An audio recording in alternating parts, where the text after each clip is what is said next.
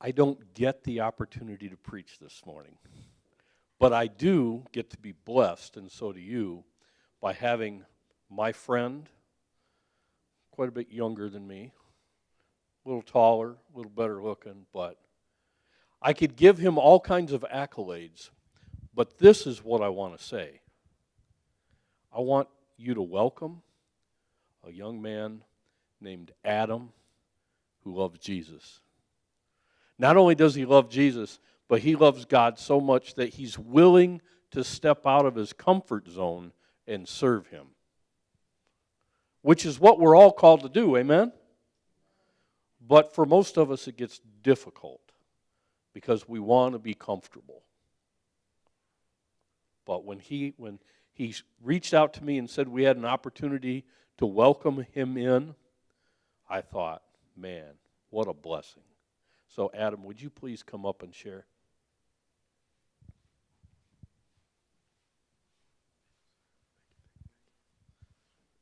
Well, good morning. How are you guys doing this morning? And so I'm so thankful, just so blessed and honored just to be here. I know I've reached out to Pastor and he shared. And my name's Adam. I'm originally from Minneapolis, Minnesota, the cold state. Because, experiencing cold here, and when you ever visit like Minnesota during the winter months, it's brutal. It's really bad. And growing up there and and just a little bit about who I am. And I've grew up in Minneapolis. I ended up moving when I was like 20 years old here to Michigan. And I served and actually went to Bible college.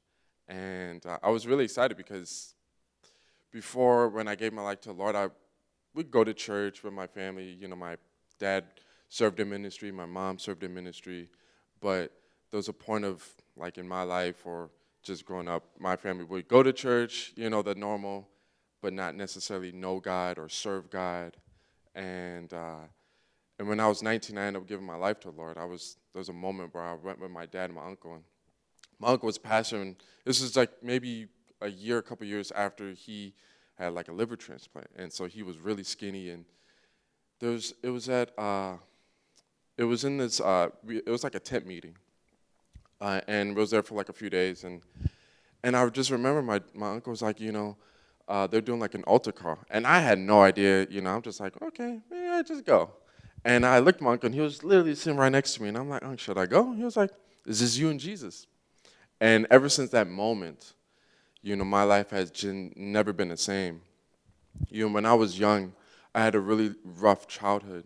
I was diagnosed with a lot of different medications from doctors, never was told from teachers, from people that I would never make it. I used to get in a lot of fights and just different things because growing up in Minneapolis, I grew up in a rough part of Minnesota. I grew up in the hood, fighting, getting in trouble.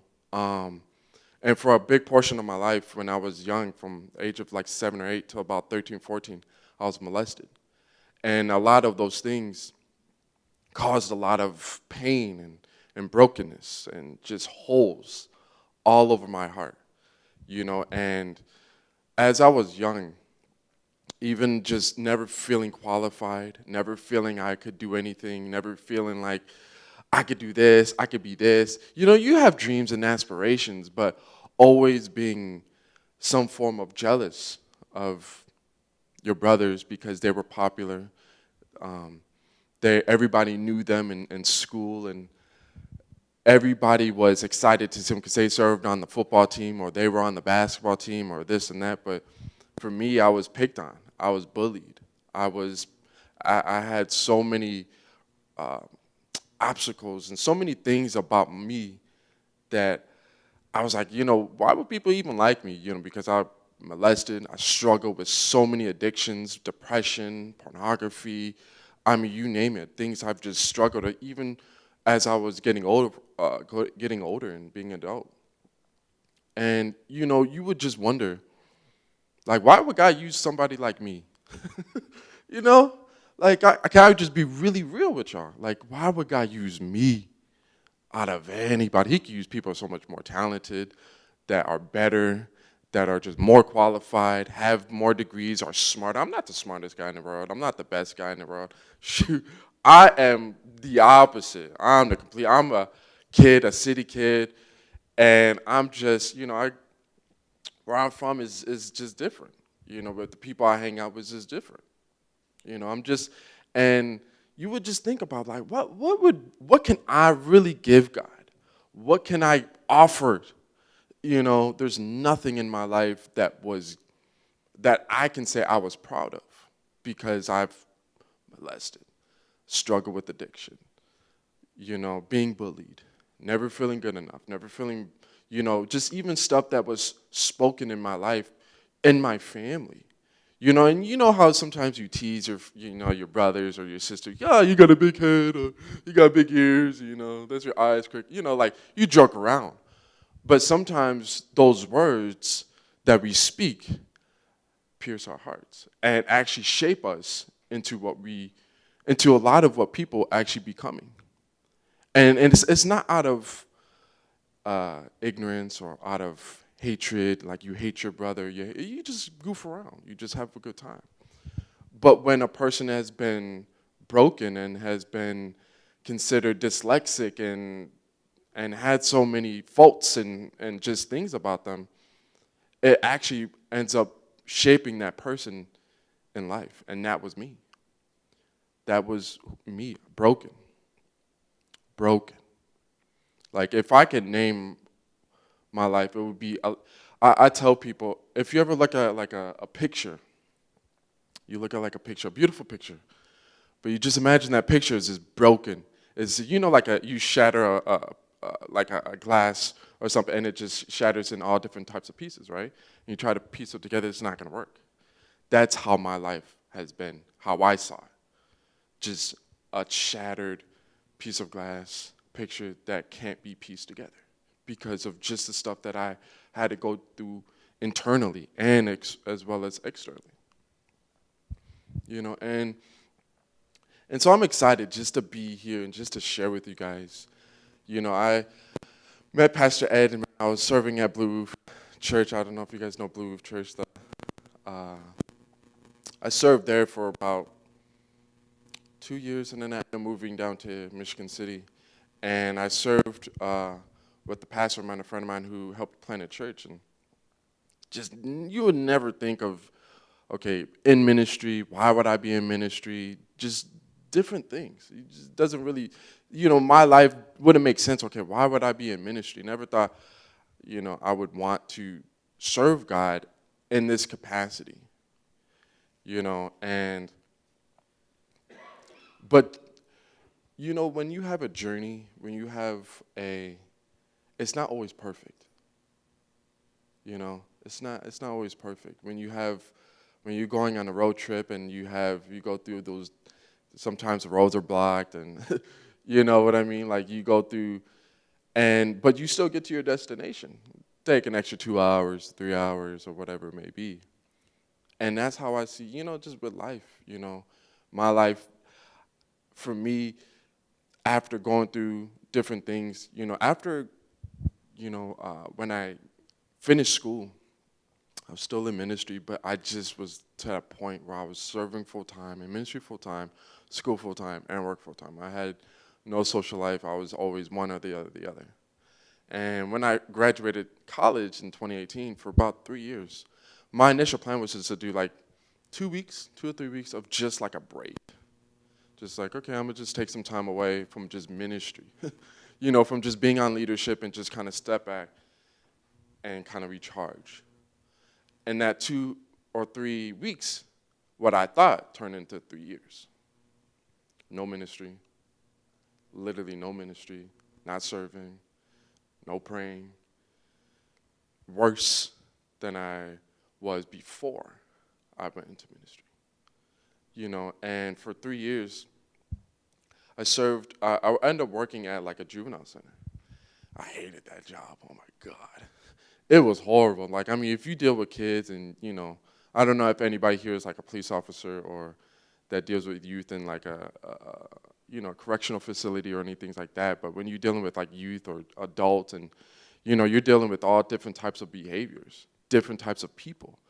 And for me, that job was an opportunity for, make money and things like that, but never what I would imagine actually being there for 3 years, or 3.5 years, going on 4 years. And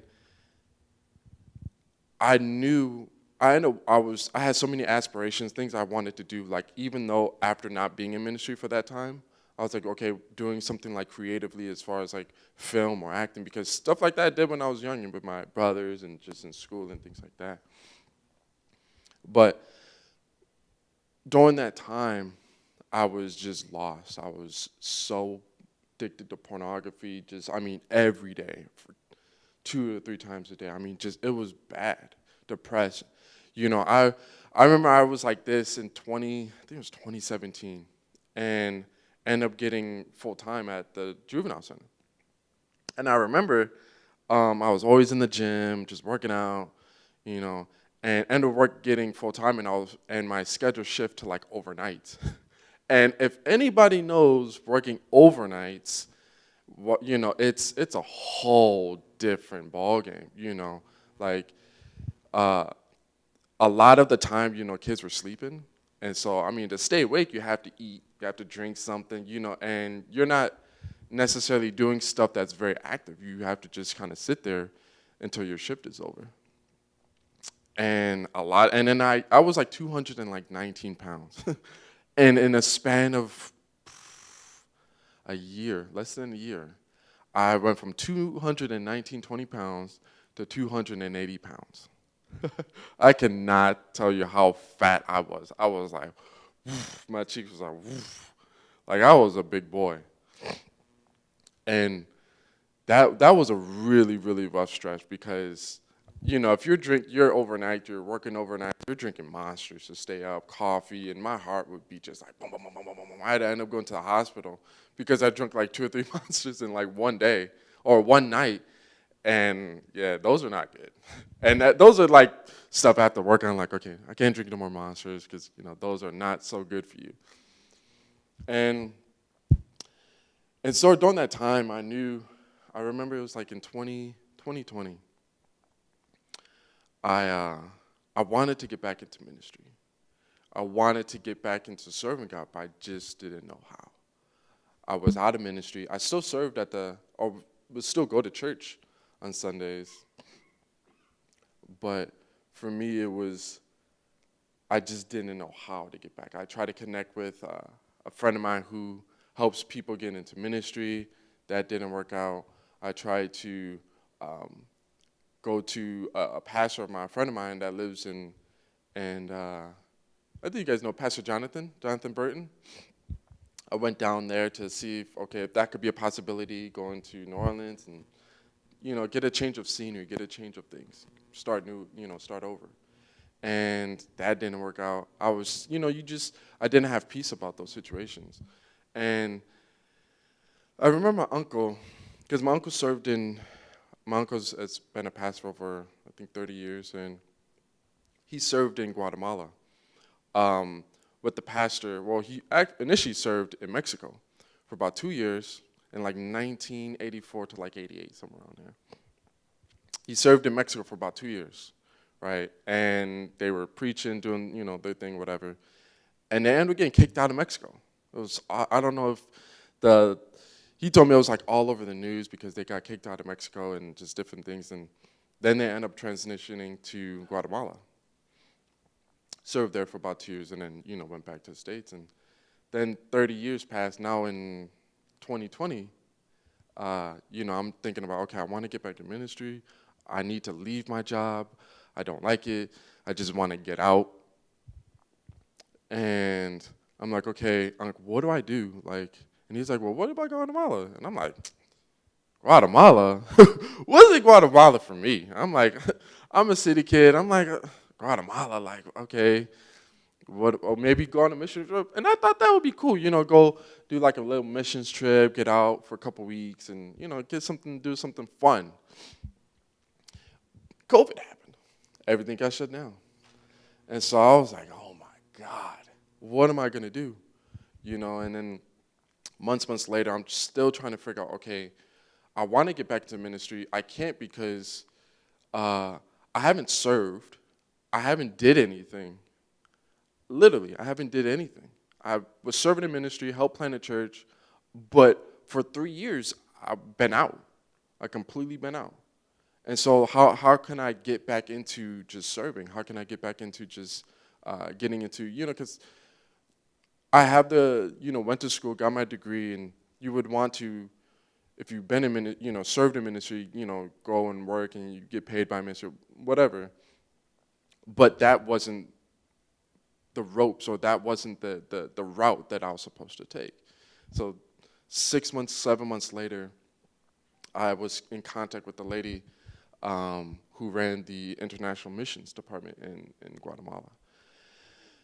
And I think it was right before or right after the elections. And, everything was still closed down. And she was like, hey, yeah, so they're opening up the borders. I was like, oh, okay. So I'm like, okay. I mean, I still wasn't sure about going. I wasn't really committed. I'm like, I don't know. It was still like, it was on the table. Like that, going to Florida where my uncle was at, moving to California, or just moving back home to Minnesota. Because at this point, I'm living in Indiana. Because I was there for about 5 years.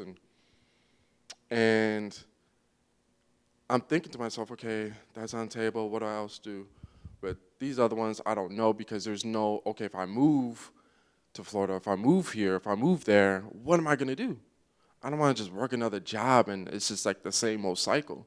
That would just be boring. That would be like, it would be just dreading me. I would be going like this to work every day, hating it, because it wasn't something I wanted to do. And so I was thinking, okay, if I go to Michigan, or if I go to Tampa, if I go to California, what would I do? What can I do that actually I would enjoy it?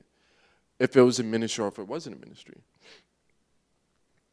And I remember it was November, and I ended up, putting in my 2 weeks at my job. I ended up breaking my ankle playing basketball. Breaking my ankle, so now I'm crippled. I'm crippled. I don't know what I'm gonna do.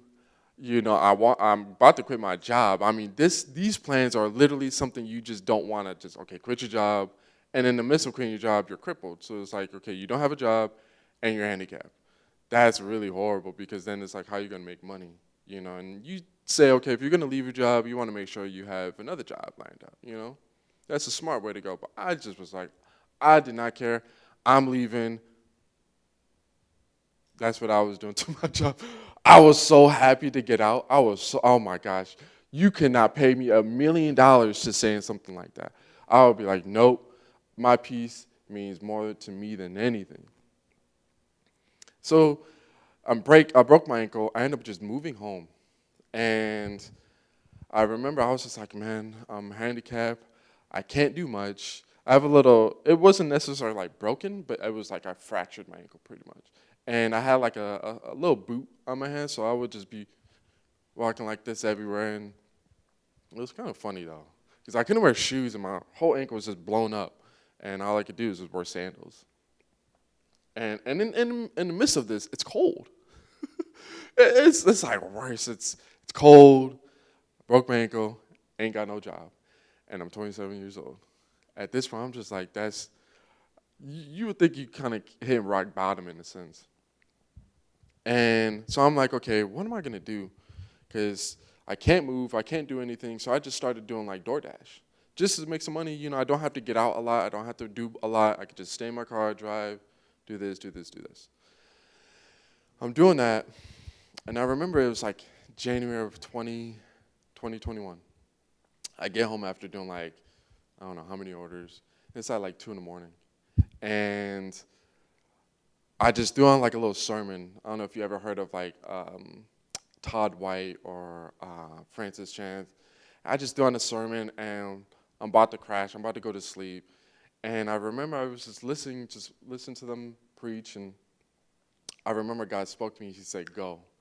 And I was just thinking to myself, I'm like, go. Because I was like, do I go to Guatemala?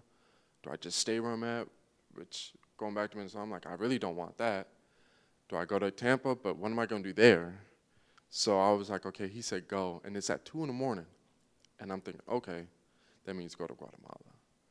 And, my whole initial plan was just to go for a couple weeks, a month at the most, just to kind of get the experience, serving in a third world country. It's a whole different culture. I don't know if anybody has ever served or went on a missions trip here, but going into some of these countries where they don't have a lot, you really see the poverty. You really see kids that are skinny that don't have food, and mothers, I have a video too, but just people that really don't have literally anything. Like, you would see how our walls and the infrastructure that we have here, and going to these countries that everything's out of wood and they have like sheet metal as a roofing, and it's just so bad, and there's no air conditioning, there's nothing. I mean, the ground is like they have to walk in mud, no shoes. It's humbling. And so I'm like, okay, I'm gonna go for about a month to Guatemala just to see. And that was my plan. And I remember I was on the phone with my uncle again, and I'm like, I'm gonna go for a month. He's like, all right, go for a month. And I'm like, well, what if I go for 2 months, Uncle? He's like, go for 2 months, because that's when you really get to experience people. You really get to experience, you really start to see what it's like, because if you're there for a week or a few days, you don't really can soak in the life that they have. To really understand people from a whole different culture. And so I ended up going for 2 months. Did not want to stay there. I think after like 3 days, I remember calling like Pastor Jonathan. I was just telling him, I was like, yo, I think I made a mistake. Yo, I'm like, I really don't know why I'm here. And he was like, just kind of stick it out, just keep praying, and just, because it was hard for me from an external standpoint, being away from my family. I mean, I was used to being away, from my family, not seeing them as often because I was always busy, maybe seeing them one time a year for a couple of days and then go back to work or whatever. But living in Guatemala, when I was there, I was like, man, this is tough. This is really, really hard, because I'm away from family. I'm away from everything that I know of, that I'm accustomed of, that I'm used to, that I know of. I'm in a place where I don't know not one person, just the people that I'm serving with, or just the pastors and the family. And after a few days, I was just thinking to myself, man, I think I made a mistake, because I was just like, in my heart was just kind of like, I really don't know why I'm here. And literally a couple weeks later, because during the time of 2020, I would talk with Pastor Jonathan countless, because he's my mentor, and I would just ask him, hey, what do you think about this? What do you think about this? And just different stuff. And about getting back into ministry, he was like, one of the main things for you, Adam, you have to get back into a church and start serving. You have to get planted. Because I was at a point during those 3 years where I was not in ministry, not serving. I wasn't doing anything. So I was just like kind of at that place. Did not know what I was doing. But I knew, I was like, I have to get back into a church and just get some form of planted, so then that way God can use me in whatever capacity that may look. God can use me, and then at the same time, serving, and then God would begin to show me why I'm there, and begin to show me the things that he wants to do in my life. So I'm there, and after a few days, and then maybe like a week or 2 weeks later, I'm literally, in the pastor's house, and we're all watching. Have you ever seen, raise your hands if you ever seen like Lord of the Rings, the movies? Have you guys ever seen the Lord of the Rings? I can't be the only one. Oh my gosh. Yes. Those are the best movies ever. If you ever seen the Lord of the Rings or read the books, beautiful movies. Still, the only fantasy movie, I think is the third one, that's won like 11 out of the 12 Oscars. It's like that and Titanic, I believe, is the only two movies that I know of, science fiction-wise, that's won that many awards. It's like really unheard of. Normally for like a movie that's like science fiction, you don't really win awards. It's more of just like box office, people like to go see because it's fun and it's cool and stuff like that. But to actually win awards, that's like a big milestone. So we're watching the movie, and we're all just chilling, relaxing, just, And during the movie, I heard God said, "You're planted." I'm just thinking to myself, I'm watching the movie. I'm just relaxing. I'm chilling. I'm like, and then I just hear in my heart, "You're planted." I'm like, this is crazy. Yo, this okay. This is where I'm supposed to be. Never in a million years I'm supposed to be here in Guatemala. I'm like, I'm a city kid. So where I'm from is just like, I'd rather be in the city. I'd rather just be with my friends, be with my family, just be in the city. But being Guatemala, I'm just like, okay, dang, so I'm planted. I'm planted. Okay, so I'm starting to think, okay, this is where I'm supposed to be. I don't know how long I'm supposed to be here, but I'm going to be here. And because before, when I was serving at a ministry in Indiana, I had an idea, okay, I'm thinking about being there for 10 years, 20 years, and it turned into 5 years. That was just there. And I was like, okay, I'm not going to make that same mistake again because I really don't know how long I'm going to be there, but I'm just going to be there until God tells me you're finished. And ever since then, man, it has been a journey. It has been an experience. I served my first year I was serving as like an English teacher, helping kids learn English. And as English speakers, if you, I guess, didn't go to school to be a teacher, and then you go to a different country, try to teach how to speak English, and your our language, first language, whatever, like, how do you do that? I'm like, how do I teach English? I mean, I struggled in high school. I'm not the smartest kid. I'm just thinking to myself, yo, how am I going to do this? This is crazy and I'm at the same time, I'm thinking to myself, I don't even know if I'm teaching proper English.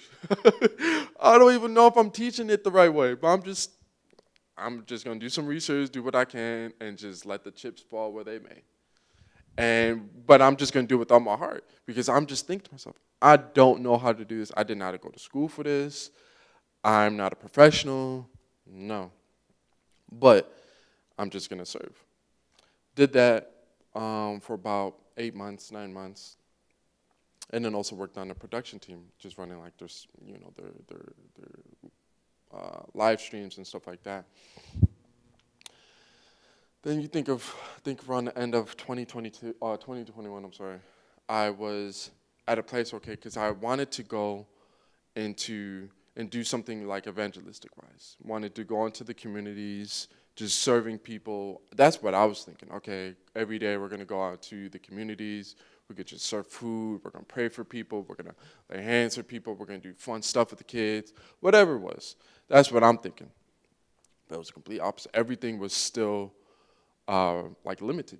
Everything was still in restrictions, so you really couldn't do a whole lot. I mean, just like services. I mean, there's no kids on campus because where I live there on the compound, there's the private school, then there's a ministry, the church, and during all of 2021, it was just everything was all online.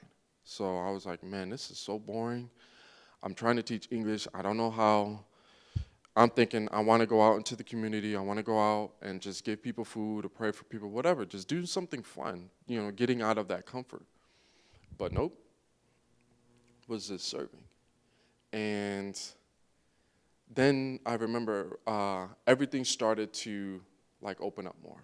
Schools, they have like the green, yellow, red zone there, and so everything was like in the red, so everything was pretty much shut down. You still couldn't do certain things. And everybody had to wear masks and all that type of stuff. Then, months later, as it was going in 2022, everything started to open back up. And I was thinking to myself, man, I want to do something. I saw there was like a sports ministry that they have that can be a good opportunity to go out into communities, meet new people, just share and just love on people. And started creating these programs for them. A tutoring program, a sports program, a school, going into schools and just revamping their whole school system in whatever way that could look like. And then 2022 comes, go home, come back in January and started putting a plan in place. And what ended up happening was in March, beginning of March, for like maybe 3 weeks to a month, we started the sports program. And for literally 4 months, or I'm sorry, 4 weeks, there was literally no kids. There was no kids showing up. And I'm like, yo, like, it feels like what I'm doing or what I'm trying to do is not gonna work. And so I'm just like, I'm gonna just keep trying. I'm gonna just keep trying. Whatever, I'm gonna just keep taking that next step, keep taking that next step, keep taking that next step, and just do my best. No kids on the block, no kids coming, one volunteer. 7 months later, reaching over 700 kids a week. I mean, just the amount of over 700 kids a week, over 900 people on that is working now with me, just serving, excited to go into these schools, reaching 4 schools. And I'm just amazed of how God has been faithful. And and as a kid that's from the city, now serving God and over 700 kids reaching, and just getting from other people from different communities, different schools, figuring out what we're doing, asking them, hey, we want you to come and do whatever you're doing, we want you to do the same. We want to help try to use your program and to starting something here. Just all because I live in the mountains of Guatemala. It's a small town called San Cristo. And so it's been like, it's small, and just different communities, different people in different cities just ask them, hey, what are you doing? What have you been doing that's been working? Because they're in the culture of Guatemala, it's very Catholicism. And so Christianity is not such a big thing there. And people go to church and they have their own native language and Spanish, and there's another language that they speak. It's Pocom Chi. And oh my gosh, trying to learn Pocom is just like, no, I'm still trying to learn Spanish. Like I'm at maybe 30%, 40%. Like I can understand really well. I can have conversations with people in Spanish. But I just coming here and just sharing with you guys just like what God has done in my life. And I had some scripture that I wanted to just share with you guys.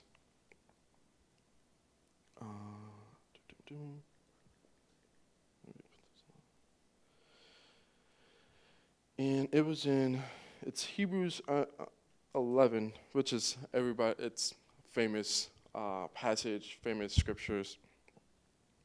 And I really want to talk about, it's really the first, I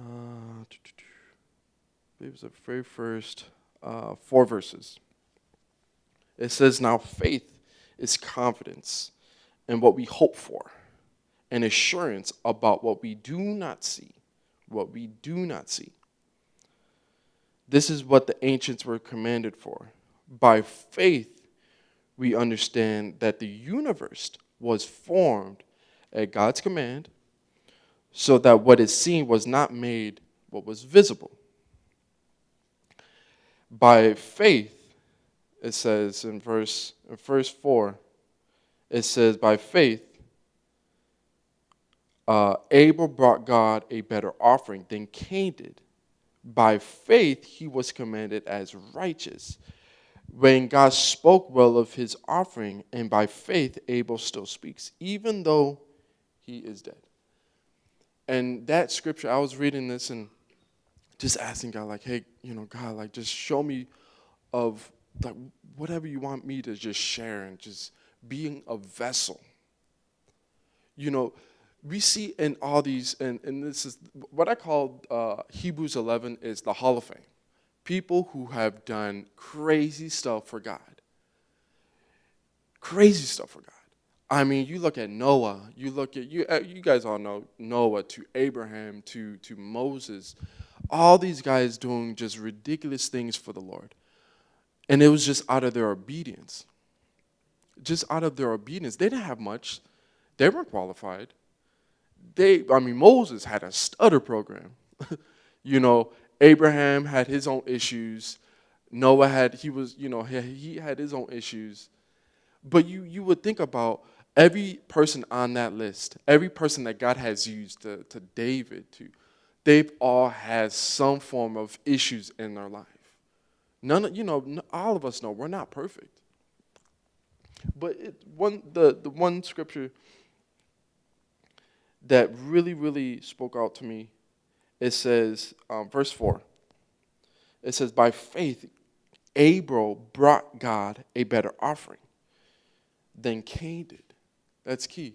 Because Abel didn't have to, but he chose out of his heart.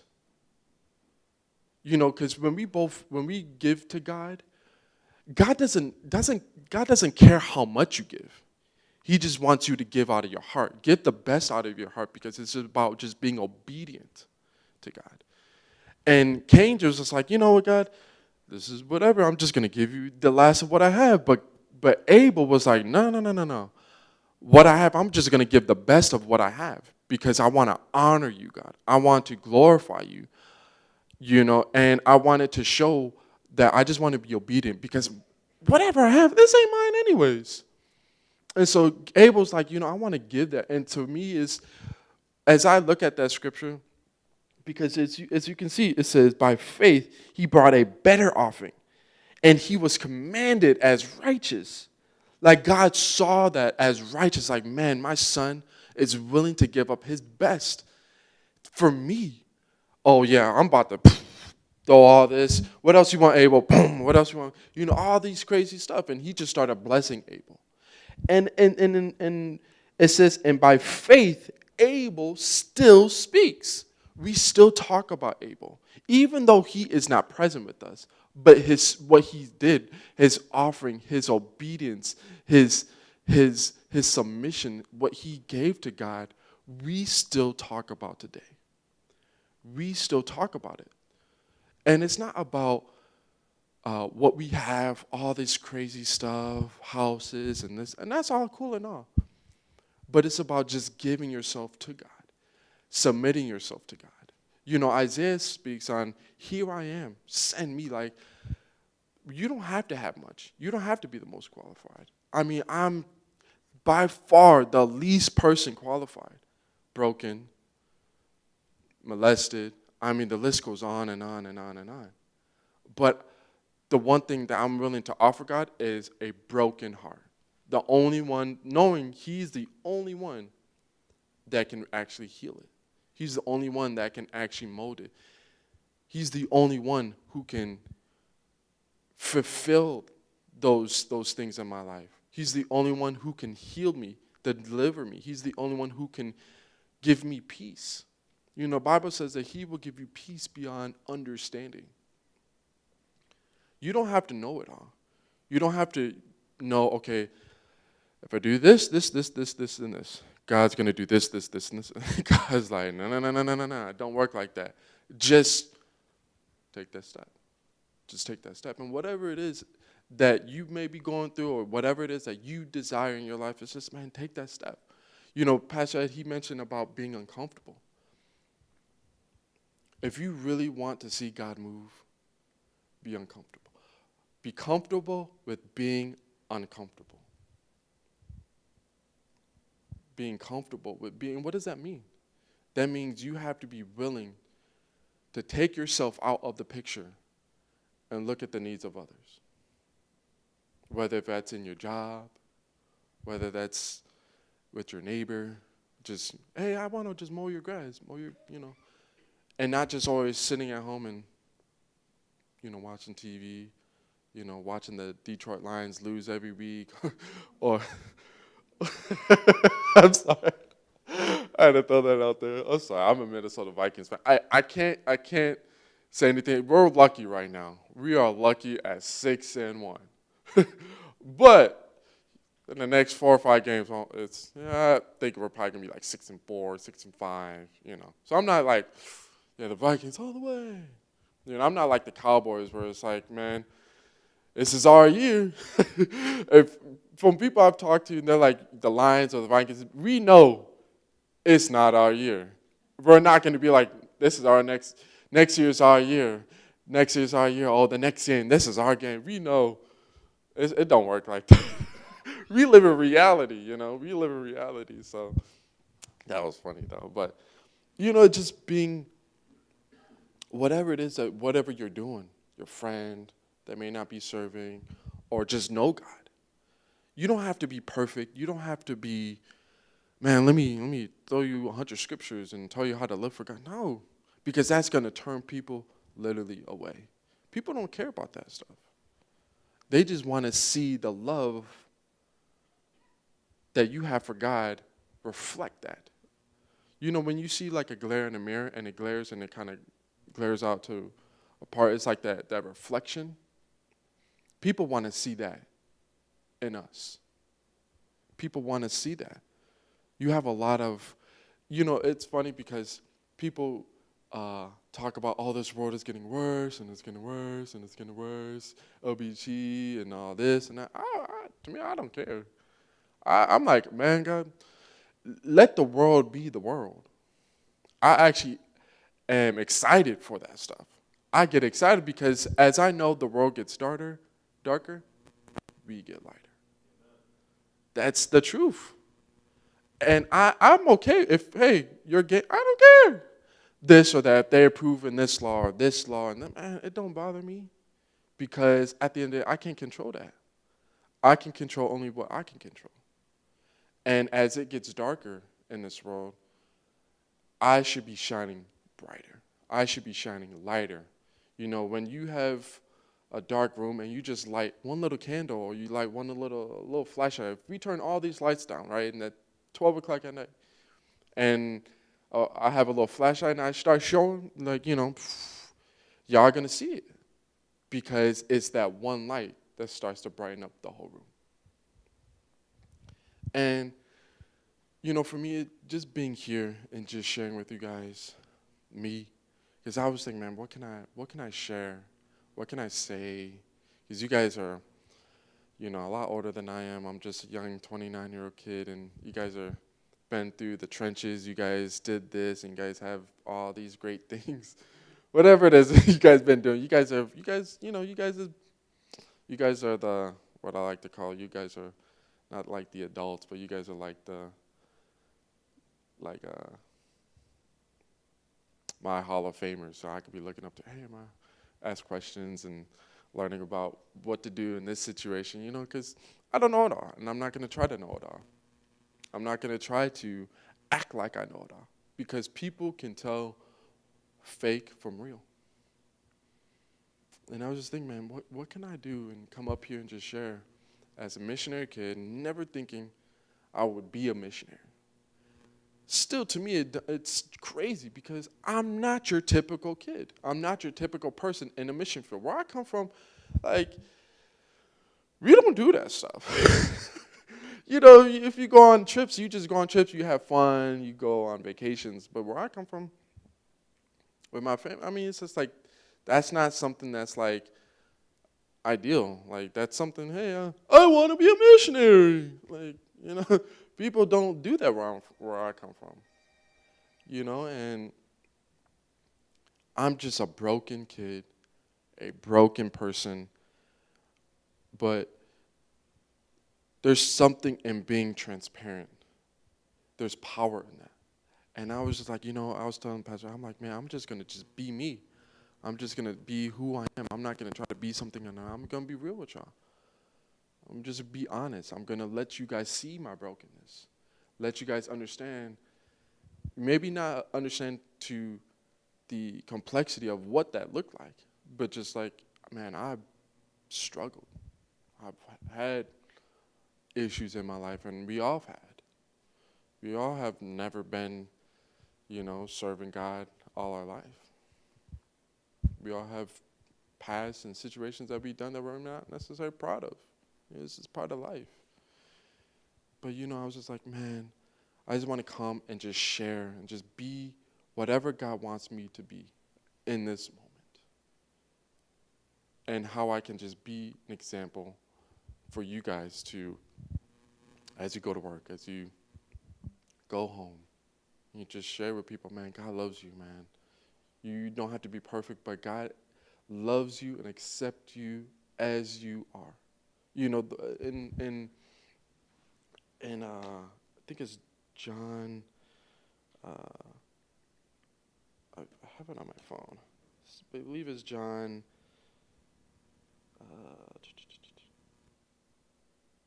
John 5:8. There we go. I knew I have it. John 5:8. And this is one of my favorite scriptures. It says, I'm going to actually start from 5, and I'm going to go to verse 11. I'm going to read this pretty quickly. It says, one who was there, because there was a guy who was lame, who was pretty much, if you know the story, there was a guy who was lame, and he wanted to get inside he was like disabled. And it says, one who was there, who was invalid for 38 years. I mean, he was pretty bad. For 38 years, that's crazy. And then when Jesus saw him, he said he saw him there lying and learned that he has been in this condition for a long time. Long time. He asked him, do you want to get well? He says, sir, the invalid replied, I have no one to help me get into the pool. When the water stirred, while I'm trying to get in, someone else jumps in. And that's the worst part to be, where you wanted to get something and somebody takes it or just jumps in front of you and gets it. That's the worst place to be. But it's like, dang, man, I can't get anything. I can't do anything. Because you're trying to get to a place, or you're trying to get something, or you're trying to get better, but you're consistently getting overlooked, or people are not paying you the attention, or you're not, you know what I mean? Have you ever been in that place where either you wanted something or you wanted people just to hear you, but people still just ignored you or just ignored the fact of what you wanted to say? And that's how I looked at with this guy. He wanted to get well. He wanted to get healed, but no one was willing to just give him a chance. And then it says, then Jesus said to him, get up, pick up your mat and walk. At once the man was cured. He picked up his mat and walked. It wasn't even out of like, no, he didn't do any of that. Jesus said, pick up your mat. Words, he said, pick up your mat. Just pick up your mat and walk. And the guy, he says, get up, pick up your mat and walk, in verse 8. Then in verse 9 it says, at once the man was cured. He picked up his mat and walked. The day that which took place on the Sabbath. And the Jewish leaders said to the man, who has healed you? It is on the Sabbath, and the law forbids it.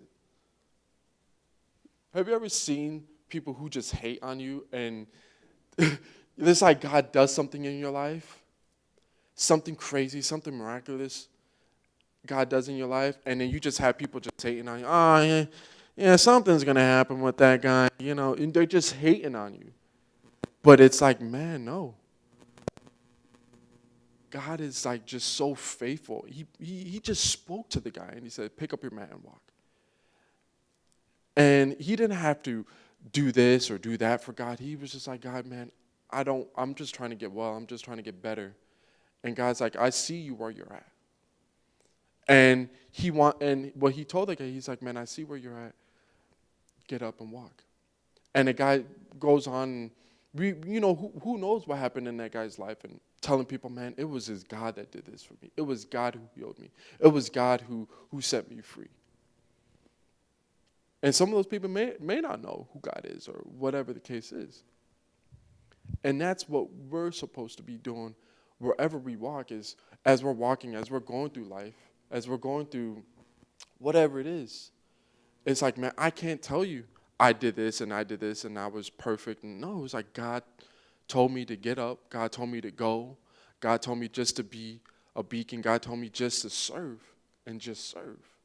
Picking up my mat, picking up whatever I have, and just going. and just going and just serving God. God, I don't know why I'm here. I don't know what I'm doing, but I'm going to just go. I'm going to pick up my mat, and I'm going to go. I'm going to pick up whatever I have, and I'm going to go. I'm going to just, I don't have a lot to offer, God. You sure you want to use me? Okay. I'm going to just grab whatever I have and go. And learning to submit, learning to be in submission. Because the Bible says when you submit yourself unto God, he will lift you up. It doesn't have to be perfect. You don't have to be perfect. You don't have to do all these things.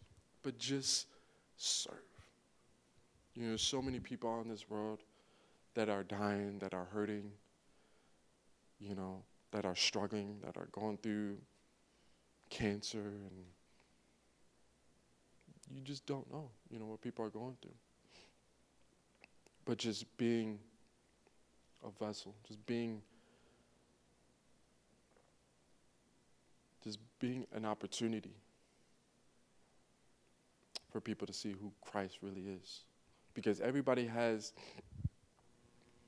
you know, people have this idea of who God is, and I'm not a Christian, but I'm spiritual, and it's like, you know, they're just battling. They don't really know what they're doing. You know, and then I don't know what they call, like those Kodiak signs. Like I'm an asterisk or a large. I don't know, like every month, like April, you know, it has like a specific sign that people identify with. That's all. I mean, that's crazy. That's whatever it is. But the truth of the matter is, man, we are all created. Whether you believe it or not, we are all created. We were all created in his image. And just being that for people to see who Christ, and you don't have to preach at them. You don't have to do this. You don't have to have Bible studies with them. And just being you, just being yourself, and allowing God to see Christ in you. And so, I also have a video. I almost forgot to tell you guys.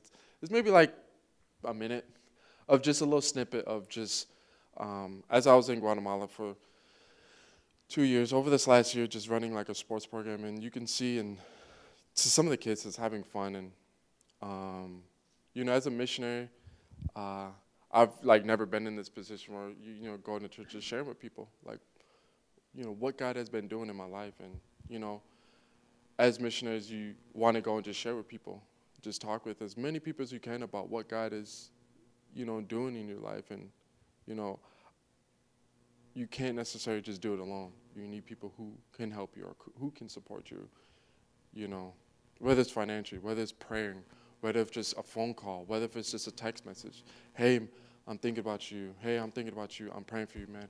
Whatever it is, you know, just those little things that matter. Because sometimes when you're out in the world, a whole different world, and you're out by yourself, no family, no friends, nothing. Everything you know is literally out the window, but you're just there, uncomfortable. Like, you know, the house I live in is not the prettiest house. It's not the best looking house. It doesn't have a nice little pool and, you know, a little jacuzzi like you guys have and all those crazy stuff. Nah, it's just, you know, it's just a house, and just like, you know, I'm thankful because a lot of people don't have the things that we subconsciously don't, you know, we just take for granted, and we don't choose to, but it's just life here in America. You know, you just have a house, you have a car, nice clean roads, but not a lot of power. Well, Michigan's probably different. It's like Minnesota, you got all those potholes and stuff like that, and clean water. I mean, where I live, I have to buy like a really big jug, probably like this big, you know, because the water there you can use, but you can get sick. And you could probably use it just like shower, but you can't put the water in your mouth because it's not clean water, it's not purified. You know, just little things you would think of that we do here on an everyday basis, but in a whole different country, you can't do that. You know, and it's fun. It's new. it's exciting. And but yeah, I have a video. Guys, share this is 40 minutes. Oh, 40 seconds. I'm sorry.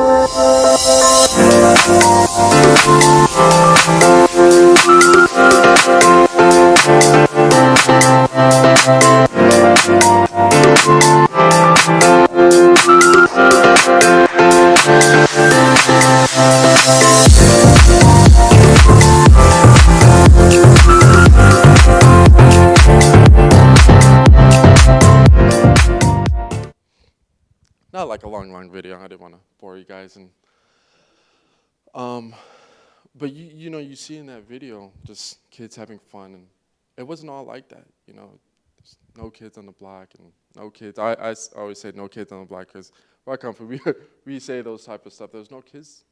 You know, you see people wearing or like the stuff on their head. You know, just carrying food. I mean, that's so normal. You know, guys carrying all that wood. I'd be like, and I go to the gym. I'm like, yo, how do they do that? Like, man. I mean, guys literally be for hours. Women too. You know, elderly. I'll be thinking to myself, like, how do they do that? You know, and that's just an everyday life for them. And it's unfortunate. It's sad. You know, I thought living in the States, I thought I was humbled. I thought I was you got it, Adam.